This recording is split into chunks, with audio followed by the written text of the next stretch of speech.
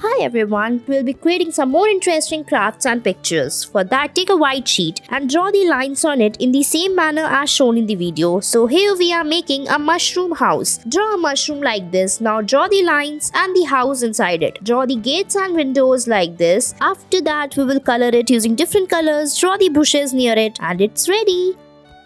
Next, take a white sheet. Now draw a circle on it. Now draw a trunk like this. So here we are making a cute elephant. Now make its ears, make its teeth. Now we will draw its full body, draw its legs and then make its full body like this. Draw its tail, color it and it's done.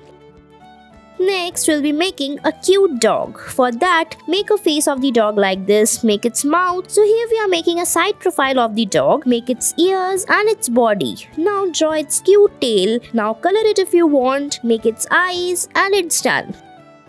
Next, take a white sheet and draw the ears on it like this. So here we are making a cute bunny. Draw its body, draw its legs like this. Now make its eyes. Here we are making a side profile of the bunny and then we will draw some carrots near it like this.